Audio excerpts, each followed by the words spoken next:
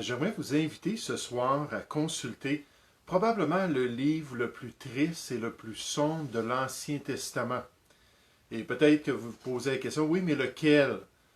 Non, ce n'est pas le livre de Job, selon moi, selon mon avis. Ce n'est pas non plus le livre des Lamentations de Jérémie. Mais ce soir, j'aimerais vous inviter à tourner dans le livre des Juges d'Israël. Le livre des Juges d'Israël. La période des Juges se produisit après la conquête de Canaan sous Josué.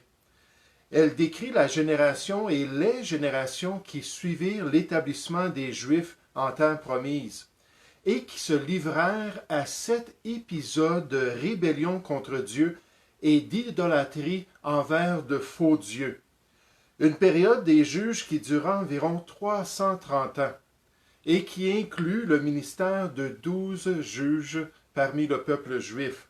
Des juges qui cherchèrent à délivrer les Juifs de leurs oppresseurs et à les rétablir dans la communion avec leur Dieu, ce qui durait environ la vie de chacun des juges.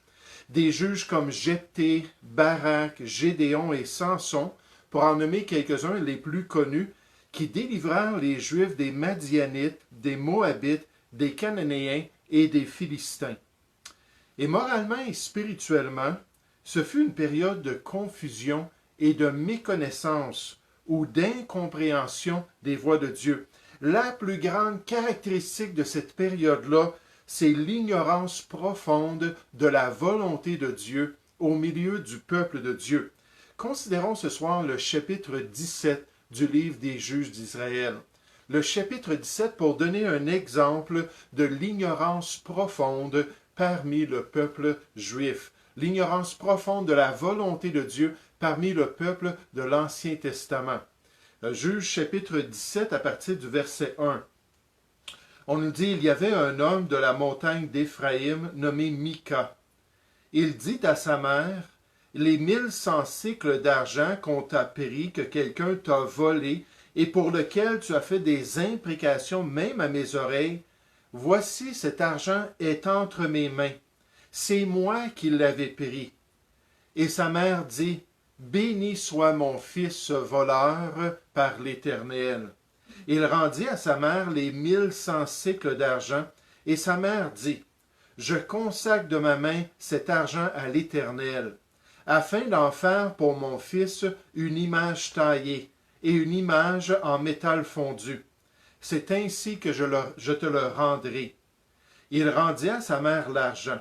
Sa mère prit 200 cycles d'argent, et elle donna l'argent au fondeur, qui en fit une image taillée et une image en métal fondu.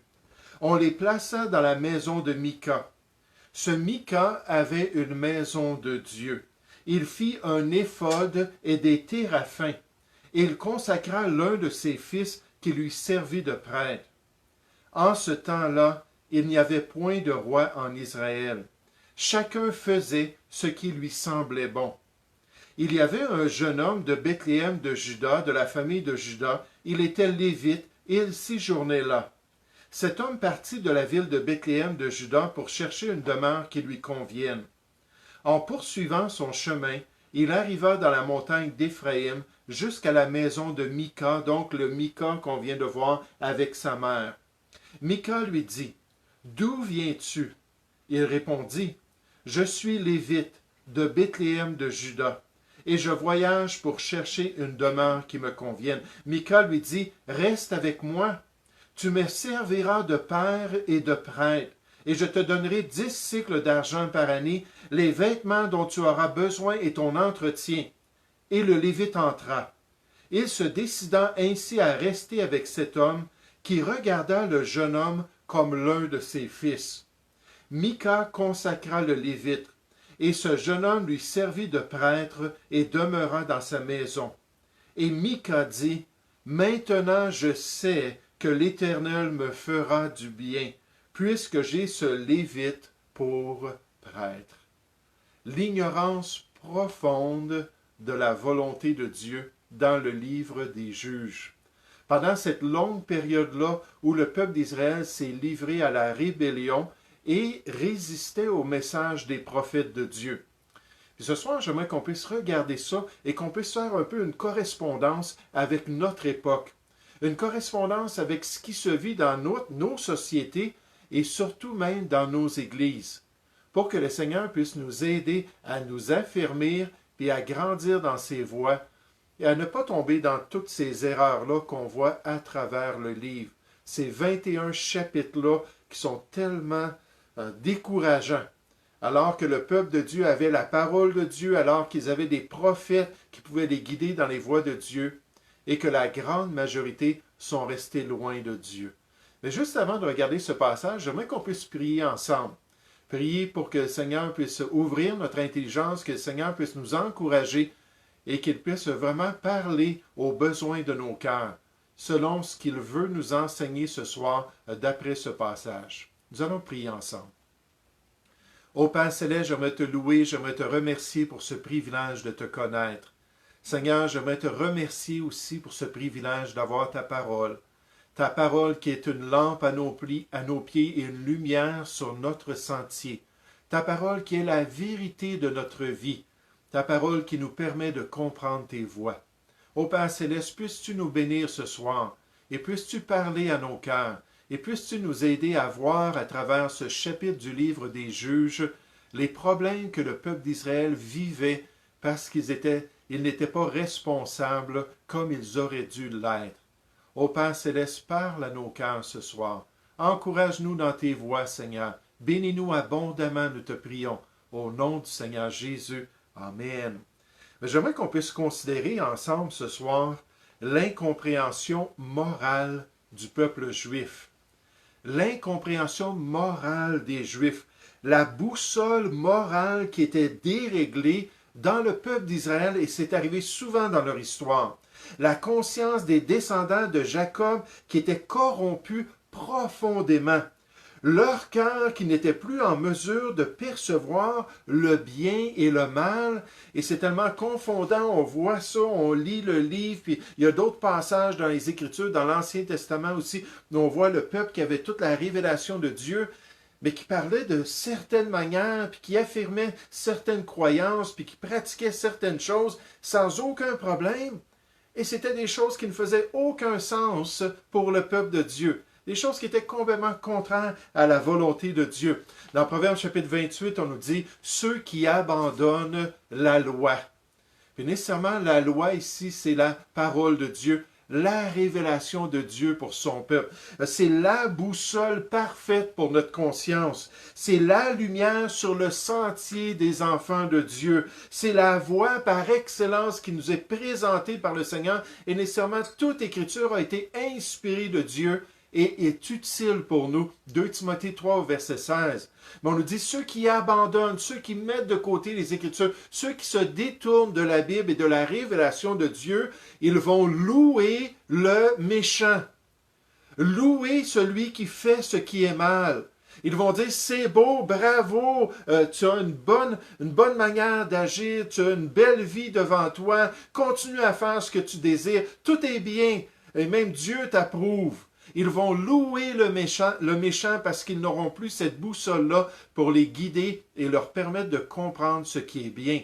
Puis nécessairement, quand c'est le sentiment social et la norme de la société qui devient la conscience des gens, si on n'a pas la parole de Dieu pour nous guider, nous protéger, on va juste s'éloigner avec le courant du monde pour faire des choses qui sont contraires à la volonté de Dieu. Ceux qui abandonnent la loi, comme le peuple d'Israël, pendant la période des juges, louent le méchant. Mais ceux qui observent la loi s'irritent contre lui. Ils savent que c'est mal, ils savent que c'est mauvais pour eux, ils savent que ce n'est pas la volonté bonne et agréable et parfaite de Dieu pour l'être humain. Et nécessairement, ils n'approuvent pas les voies d'une telle personne. On nous dit les hommes livrés au mal. Quelle description de la période des juges d'Israël. Les hommes en Israël livrés au mal ne comprennent pas ce qui est juste, mais ceux qui cherchent l'Éternel comprennent tout. Et tout à travers le livre des juges, si on partait du premier chapitre au 21e chapitre, on analysait tout le contenu, surtout à partir du chapitre 2 et 3, puis le restant du livre, on voit cette confusion morale.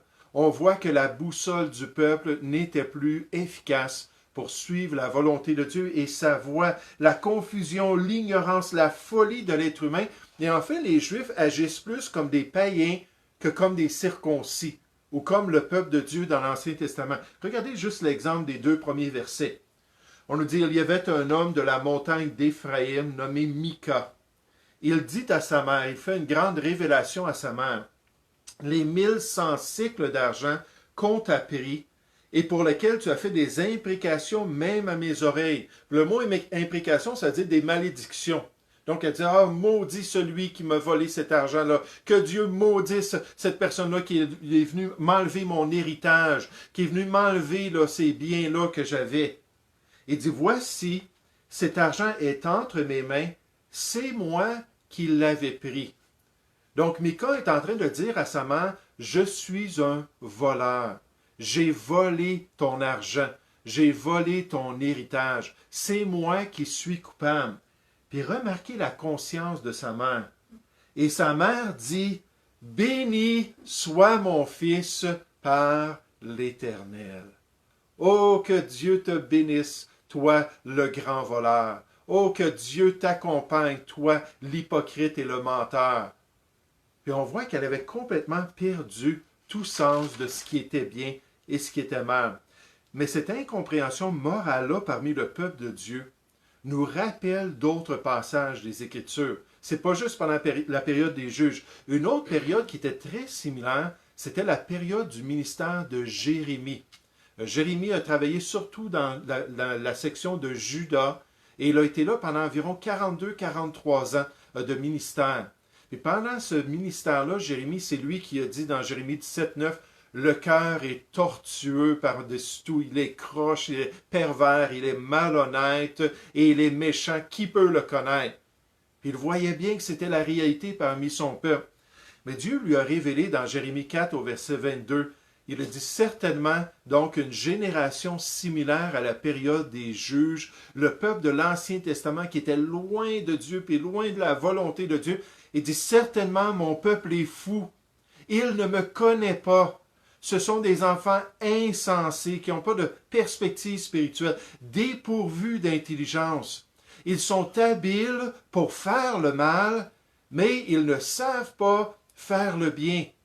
Puis de la même manière, pendant la période des juges, les gens avaient une conscience tellement tortueuse, tellement affectée par le péché, puis par leur manque de relation avec Dieu, qu'ils faisaient des choses qui étaient contraires à la volonté de Dieu. On a cette grande question-là dans Jérémie chapitre 13. Un Éthiopien, un homme de l'Afrique qui est noir, peut-il changer sa peau? Et un léopard peut-il changer ses taches? De même, pourriez-vous faire le bien? Puis Jérémie a prêché le réveil, puis a encouragé le peuple à revenir à Dieu, puis à confesser leurs péchés, puis à déchirer, puis à circoncire leur cœur plutôt que leur chair, puis vraiment revenir sincèrement à Dieu. Puis il dit de même, pourriez-vous faire le bien, vous qui êtes accoutumés à faire le mal? Oh, cette incompréhension, cette corruption et malheureusement cette condition morale parmi le peuple de l'Ancien Testament. Maintenant, le livre des Juges a été inspiré et il est utile pour nous enseigner, frères et sœurs, pour nous convaincre, pour nous corriger, nous ramener, pour nous instruire ou nous discipliner, nous entraîner dans la justice, afin que l'homme de Dieu soit accompli et propre à toute bonne œuvre. 2 Timothée 3, verset 17 nous dit cela. Donc ce passage-là est pour nous.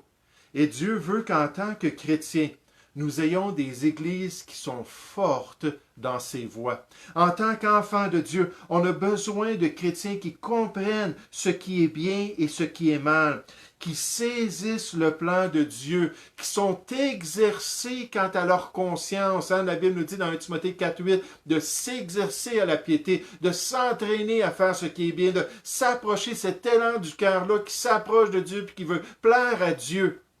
Puis la Bible dit qu'on doit être exercé par l'usage à discerner ce qui est bien et ce qui est mal. Dieu veut qu'on soit des chrétiens matures, des enfants de Dieu qui sont faits pleinement développé dans notre conscience pour saisir ce qui est bien, pour saisir la volonté de Dieu. Et à ce moment-là, on va pouvoir s'exhorter mutuellement.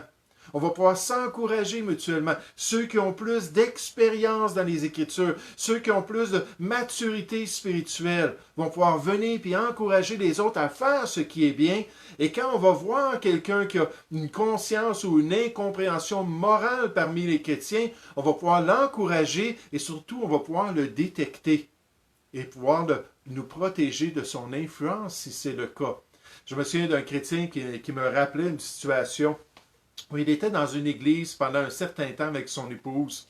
Ses enfants étaient déjà partis de la maison, il avait un certain âge, mais ils s'assemblaient avec cette assemblée-là, avec cette église-là, puis ils avaient occasionnellement des temps de révélation. C'est-à-dire qu'ils disaient recevoir des messages venant de Dieu.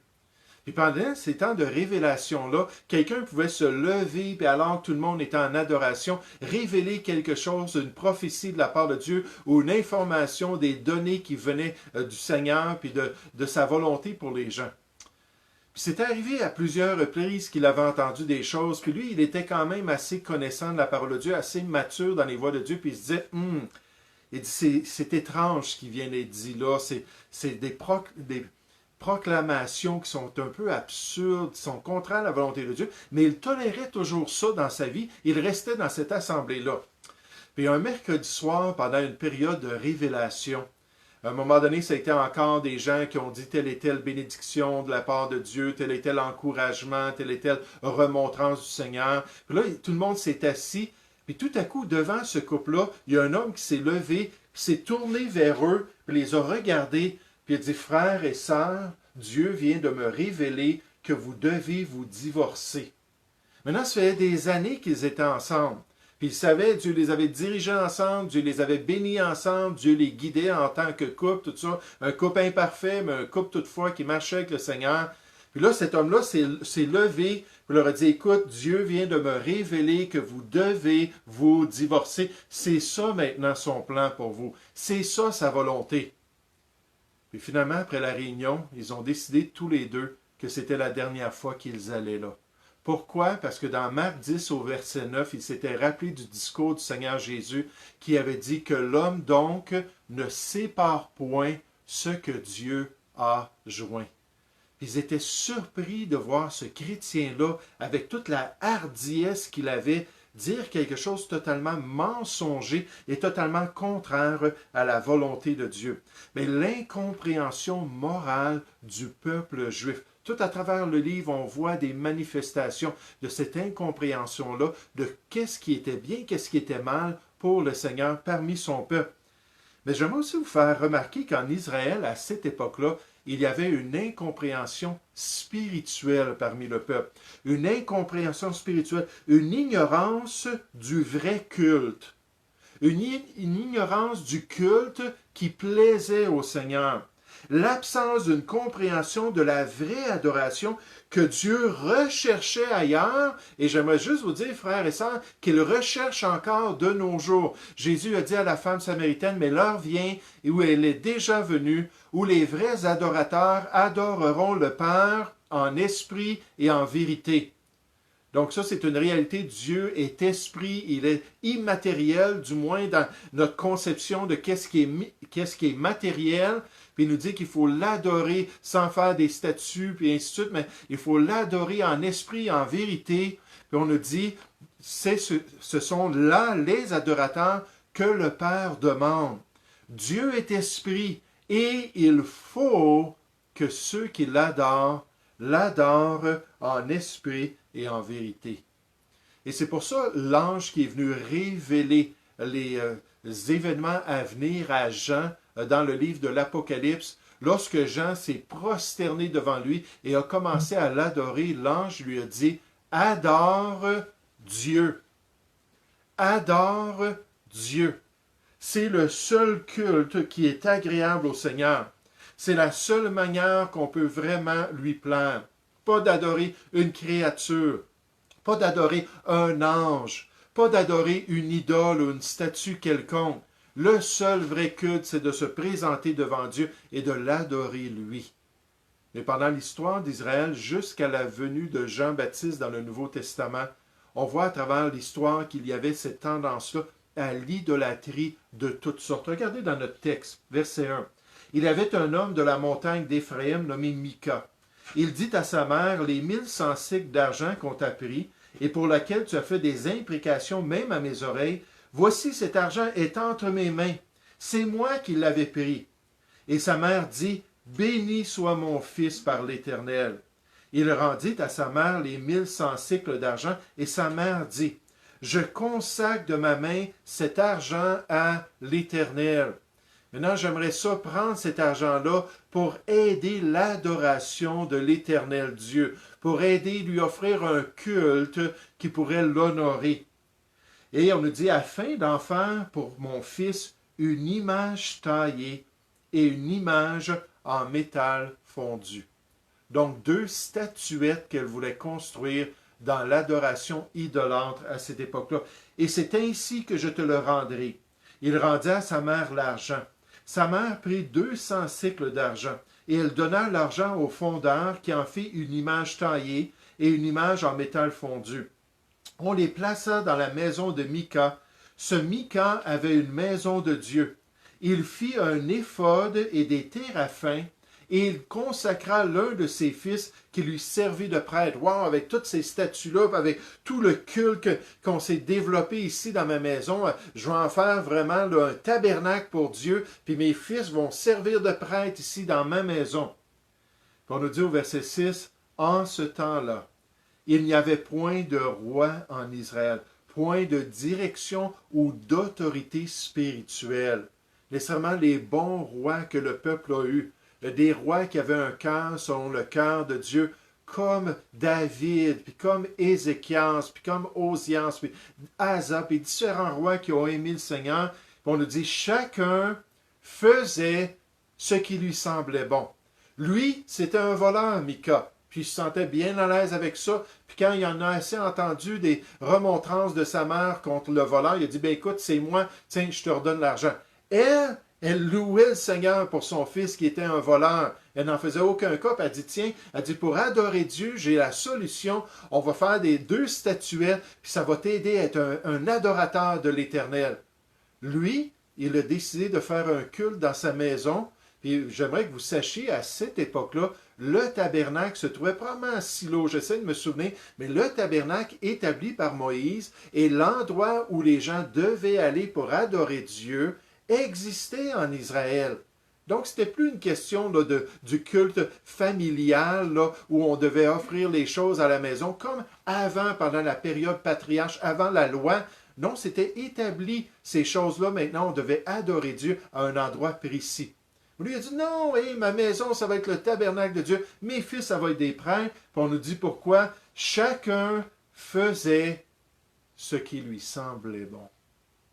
Chacun faisait ce qui lui semblait bon. Oh frères et sœurs, comme notre société ressemble à cette génération.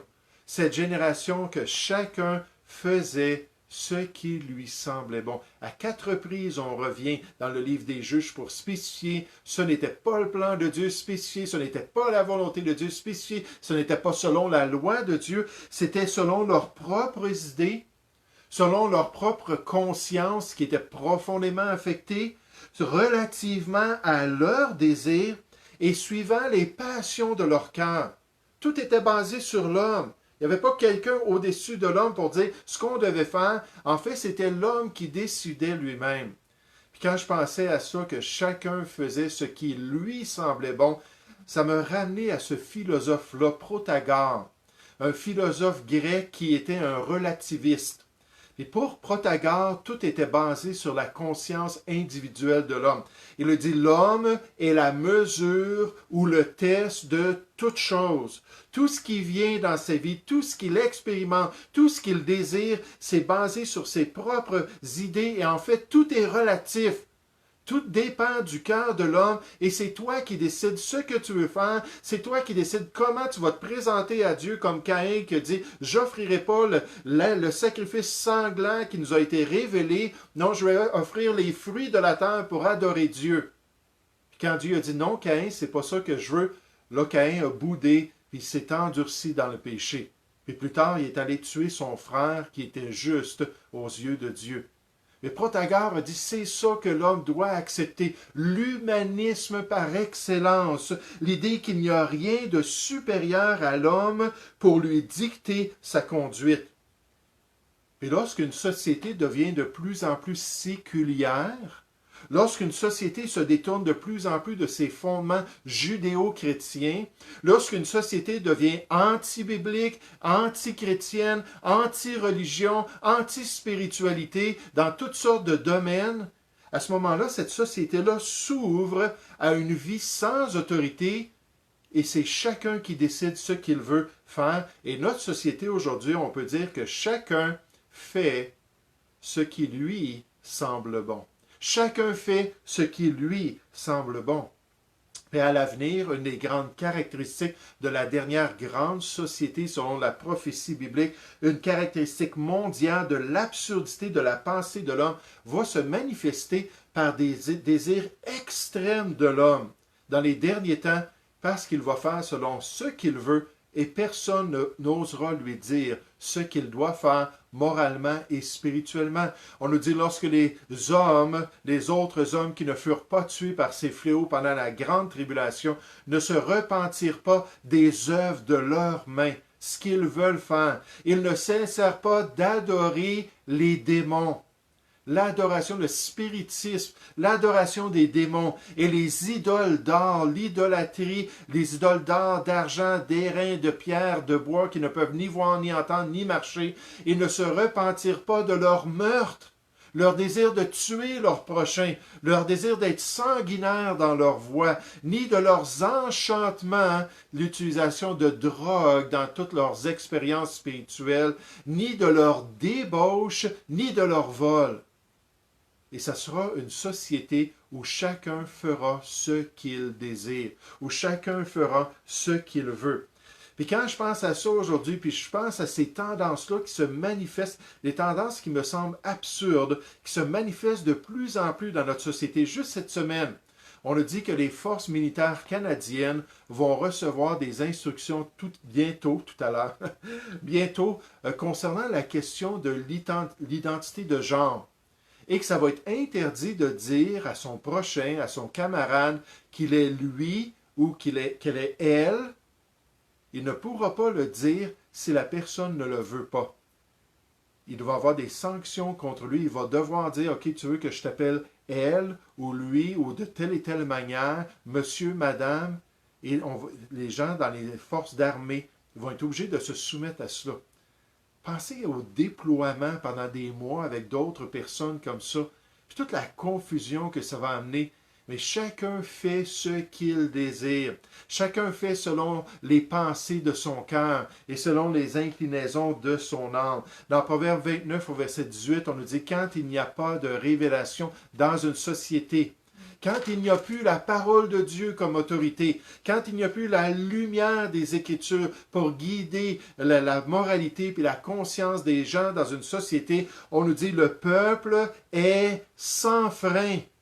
Il n'y a plus rien pour l'arrêter, il n'y a plus rien pour le retenir, il n'y a plus rien pour l'empêcher de faire les plus grandes corruptions, mais heureux ou béni s'il observe la loi, s'il observe la parole de Dieu.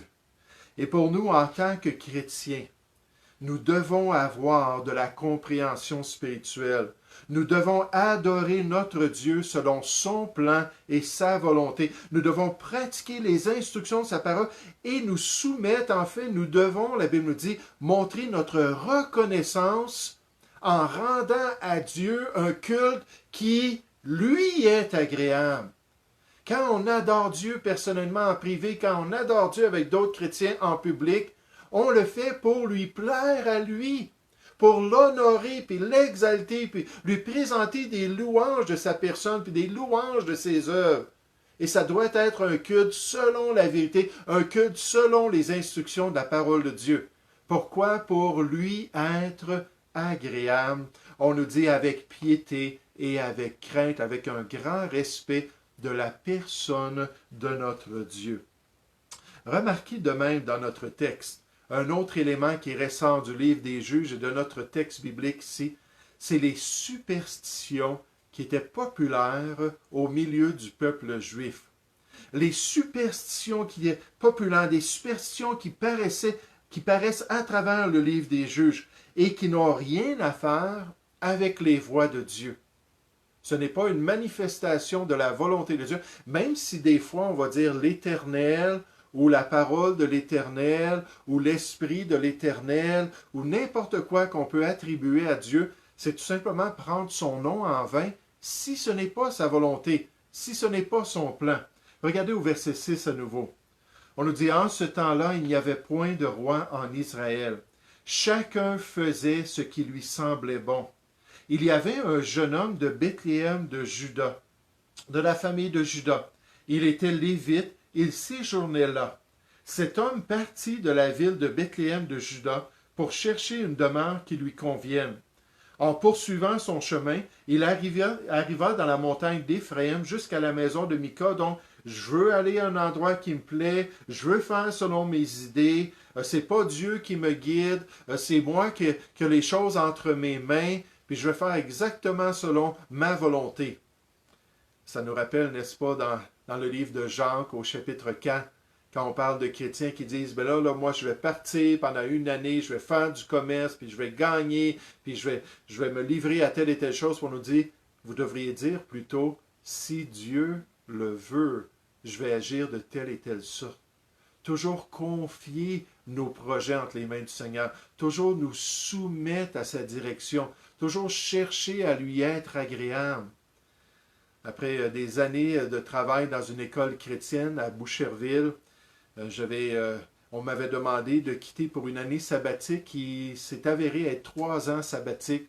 Et pendant ces années-là, où je ne travaillais plus pour la petite académie chrétienne, j'ai commencé à prier, puis je désirais avoir un métier, et je désirais pouvoir pourvoir pour ma famille.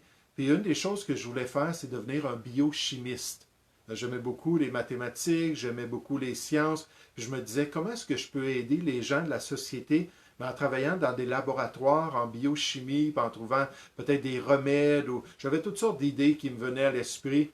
Puis là, j'ai commencé à faire des recherches pour voir comment est-ce que moi qui travaillais dans une usine à temps plein, avec une épouse et 3 enfants, avec un appartement puis des responsabilités, comment est-ce que je pourrais aller à l'université pour devenir biochimiste. Puis mon épouse n'était pas trop à l'aise avec mon projet. Elle était très patiente par contre. Puis elle priait pour moi. Puis là, je faisais des démarches, puis j'étais frustré, les portes se fermaient, puis il y avait toujours de la résistance. Puis à un moment donné, après quelques mois d'efforts, j'étais au travail, puis je travaillais de nuit. Puis là, je priais, je dis, Seigneur, j'ai dit, vraiment, tu n'ouvres pas les portes. Comment ça, tu ne me bénis pas? Il faut que je prenne soin de ma famille, il faut que j'ai un métier. Il ne semble pas que je vais pouvoir retourner travailler à cette école-là. Et c'est là que Dieu a développé la conviction qu'il m'appelait à être un implanteur d'église. Mais tout ce temps-là, c'était mes idées. Comment est-ce que je pourrais pourvoir pour ma famille? Comment est-ce que je pourrais gagner légitimement puis légalement mon pain? Mais à travers tout ça, je le partageais au Seigneur, mais ce n'était pas que ta volonté soit faite. J'avais des idées fixes, puis Dieu m'a amené à cette place-là où j'ai dit, OK Seigneur, qu'est-ce que toi tu veux? Puis il a dit, je veux juste que tu t'en ailles comme implanteur d'église. Dieu a béni, puis il a guidé à travers tout ça. Mais là, on voit cet homme-là qui dit, ah là, j'ai ces désirs-là, puis je veux me trouver une place. On nous dit à partir du verset 9, Mika lui dit, d'où viens-tu? Il répondit, je suis lévite de Bethléem de Juda. Et je voyage pour chercher une demeure qui me convienne.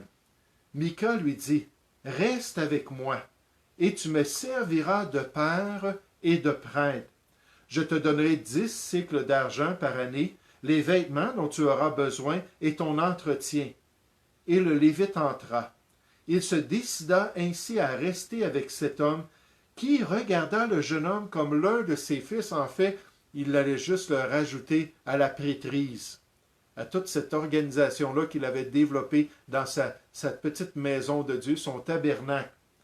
Mika consacra le Lévite, et ce jeune homme lui servit de prêtre et demeura dans sa maison. Et Mika dit, « Maintenant je sais que l'Éternel me fera du bien, puisque j'ai ce Lévite pour prêtre. » Mika et sa maison étaient dans l'idolâtrie. Mika avait établi un culte familial fabriqué de toutes parts qui était contraire au plan de Dieu. Et Mika pensait que Dieu allait être avec sa maison parce qu'il avait un homme qui venait de la tribu de Lévi.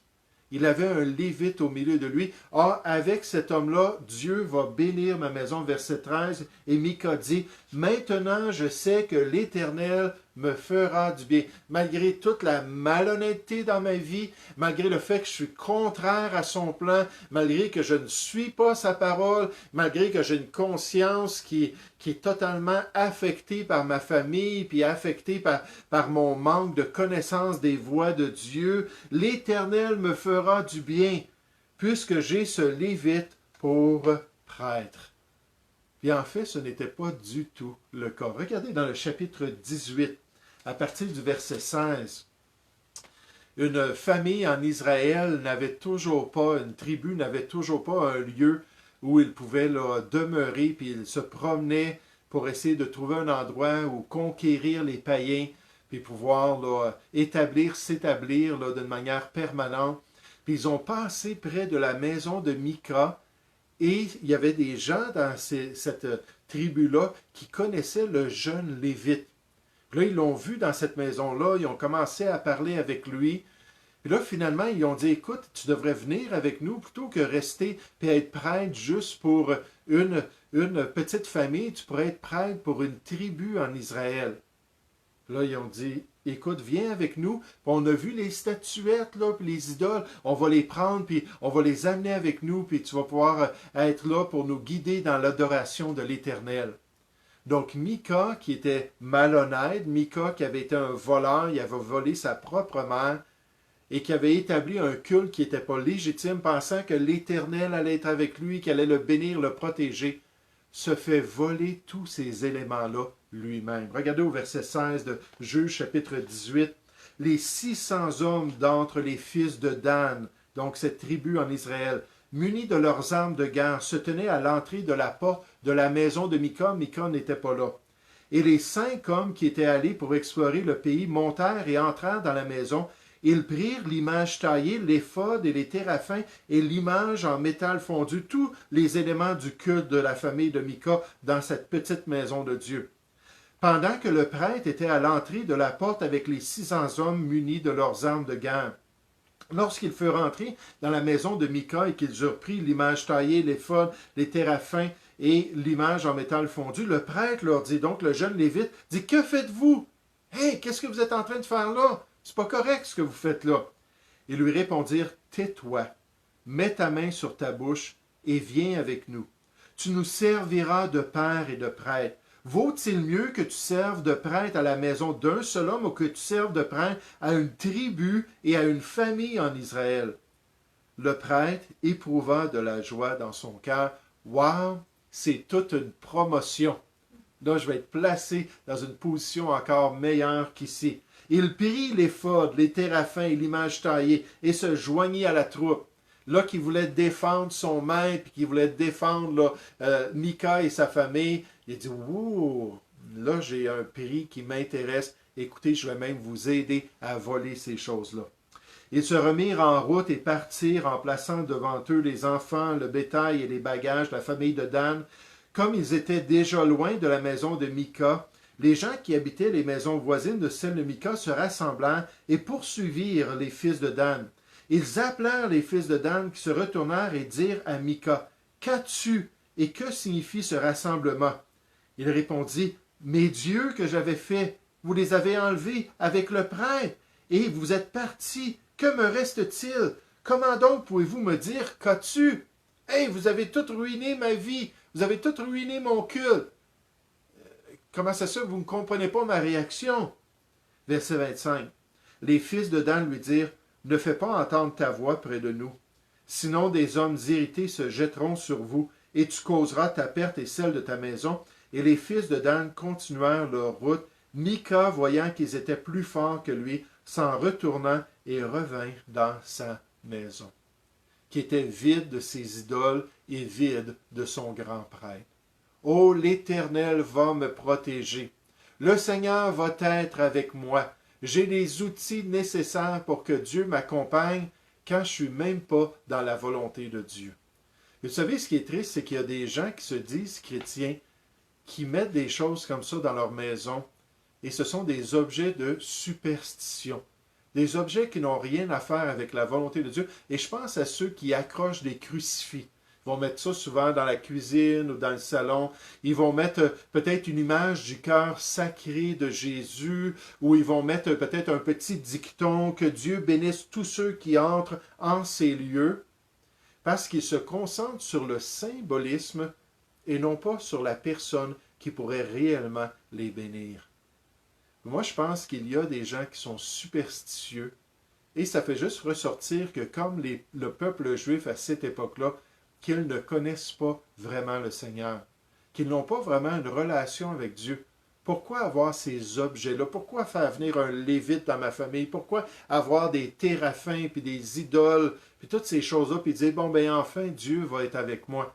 Pourquoi pas tout simplement avoir une relation avec Dieu et dépendre de lui pour accomplir le plan de Dieu.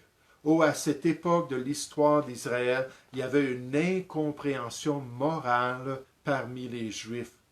Ils n'étaient pas en mesure de comprendre ce qui était bien et ce qui était mal. Même Ésaïe a dit à son époque, dans Ésaïe chapitre 5, que souvent le bien est considéré comme mal et le mal est considéré comme bien. Ce qui est doux est considéré amer et ce qui est amer est considéré doux. Tout est renversé, puis on dirait qu'on s'en va dans une société comme ça, frères et sœurs, et on doit prendre du temps dans la parole de Dieu. On doit affermir notre compréhension des voies de Dieu. On doit serrer sa parole dans notre cœur de peur de pécher contre lui. Psaume 119 au verset 11. Mais non seulement ça, on voit aussi qu'il y avait une incompréhension spirituelle. Ils pensaient que Dieu était associé à des statues, que Dieu était associé à des idoles. Puis ils pensaient qu'ils pouvaient adorer Dieu, même si dans Deutéronome chapitre 5, puis Deutéronome chapitre 16, Dieu avait dit clairement, je ne veux pas d'idolâtrie, je ne veux pas des statues qui vont être mis sur mon autel. C'est des choses qui sont en aversion dans les 10 commandements. Dieu a dit, vous n'avez rien vu sur le mont Sinaï, vous ne faites pas aucune représentation de ma personne. Dieu ne veut pas être identifié à l'idolâtrie, ne veut pas du tout de connexion avec des statues, avec des idoles comme cela. Dieu veut qu'on l'adore en esprit et en vérité. Et encore une fois, la question c'est est-ce que nous sommes dans la vérité? Est-ce que nous avons l'Esprit de Dieu? Notre connexion est directe. On n'a pas besoin de ces statuts-là pour nous identifier à Dieu. On n'a pas besoin de ces statuts-là pour nous permettre de penser à Dieu et au personnage biblique. On peut être en relation directe avec le Seigneur. La Bible nous dit dans 1 Jean chapitre 5 au verset 21, « Petits enfants, gardez-vous des idoles. » 1 Corinthiens 10, 14 nous dit « Fuyez l'idolâtrie. » Restez pas proche de ces choses-là, c'est contraire à la volonté de Dieu. Puis dernièrement, on voit qu'il y avait ces superstitions. Ils s'attachaient à des symboles, ils s'attachaient à des objets. Ils pensaient qu'en ayant telle et telle personne dans leur vie, ah, mais là, certainement le Seigneur va me bénir. Certainement le Seigneur va m'accompagner.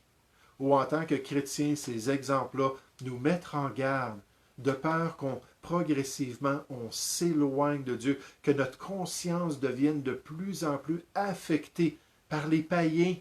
Comme le peuple d'Israël, Dieu leur avait dit, vous allez rentrer en terre promise. Si vous ne chassez pas toutes ces 7 nations-là de Canaan, elles vont rester au milieu de vous, elles vont devenir un piège pour vous, une épine dans votre côté, elles vont vous amener dans l'idolâtrie.